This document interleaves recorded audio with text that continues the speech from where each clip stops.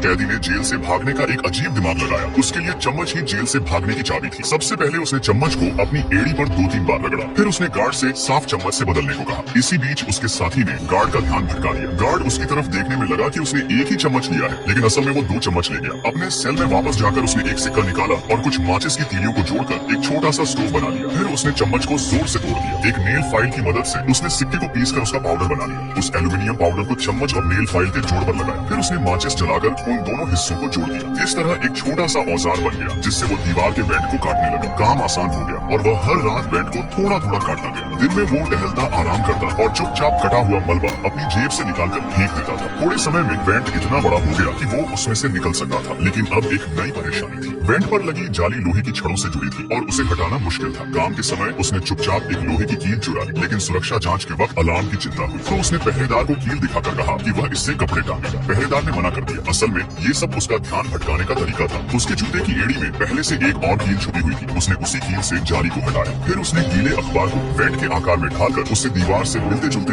रंग में रंग दिया, ताकि नकली वेंट लगे। उसके बाद उसने एक नकली सिर बनाया, उसे असली जैसा रंग दिया, उसे बिस्तर पर रखा और कंबल से ढक दिया, जिससे लगे कि कोई सो रहा है। जाली हटाकर वो वेंट में घुस गया। बाहर से सब कुछ वैसा ही करके वापस सेट कर दिया, ताकि किसी को शक न हो। जेल के पीछे एक पतली वेंटिलेशन पाइप थी, जिसे पकड़कर वो ऊपर चढ़ गया। उस समय एक गार्ड ने बिस्तर पर नजर डाली, लेकिन कुछ अजीब नहीं लगा। जैक वेंट से निकलकर जेल की छत पर पहुंच गया, लेकिन वहां से भी बाहर निकलने का कोई रास्ता नहीं था। एकमात्र रास्ता ऊपर एक मजबूत जाली से ढका था, जो जमीन से 3 मीटर ऊपर था। जैक के लिए वहां तक पहुंचना मुश्किल था। उधर गार्ड वापस उसी रास्ते से आया। जैक को अब भी सोता देख वह बगल वाले कैदी से बात करने लगा, जो पेंटिंग कर रहा था। बात करते वक्त गार्ड का डंडा नीचे गिर गया। जब उसने डंडा उठाने के लिए झुका तो उसे लगा जैक कुछ ज्यादा ही शांत है। वह थोड़ा शक करने लगा और हाथ बढ़ाकर देखने की कोशिश की। जब उसने छुआ तो असल में वही कैदी था। कैदी हमेशा कमजोर कैदियों पर दबाव डालता था, लेकिन उस दिन उसने ऐसे आदमी से पंगा लिया जो एक फौलाद था। उसको गैंग ने घेर लिया, लेकिन उसने कहा कि मैं तुमको केवल 3 सेकंड का समय देता हूँ, चले जाओ। मगर सब हंस रहे थे, उसका मजाक उड़ा रहे थे। उसने 3 तक गिनती गिनी। जैसे ही गिनती खत्म हुई, उसने गुंडे के हाथ को पकड़ कंधे में उसका ही खंजर घुसा दिया। जितने भी लोग थे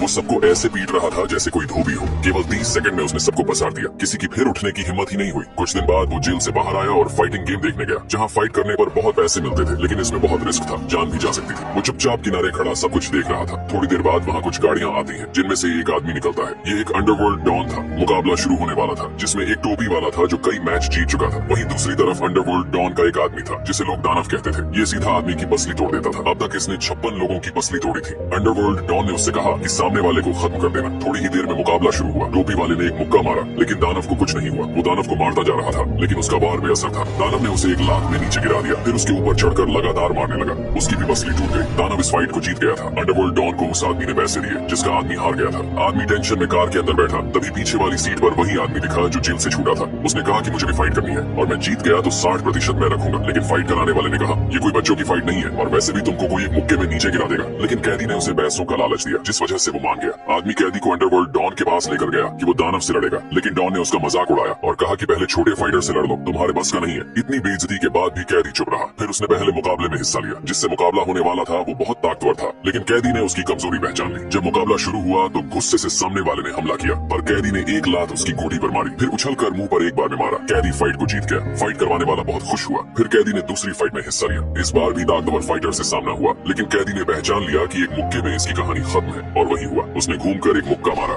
एक ही मुक्के में वो ढेर हो गया। सभी लोग बहुत हैरान थे। इस तरह कैदी हर बार छोटे मुकाबले जीतता रहा। आखिरकार वो दिन भी आ गया। फाइट करवाने वाला डॉन के सामने था। उसने डॉन को चैलेंज किया और बहुत मोटा पैसा दांव पर लगाया। सामने दानव था, दूसरी तरफ कैदी, जिसने सभी मैचों में केवल 5 सेकंड ही लिए थे जित करने में। थोड़ी देर में मुकाबला शुरू हुआ। पहले कैदी दानव के हर वार से बचा, फिर घूमकर एक लात मारी। इतना ही नहीं, कैदी ने एक लात में दानव को जमीन पर गिरा दिया। ये देखकर डॉन हैरान था। जब दानव दोबारा आया तो कैदी ने फिर से उसको मारा, जिस वजह से दानव लड़खड़ाने लगा। कैदी ने उसे मौका ही नहीं दिया और आखिर में चित कर दिया।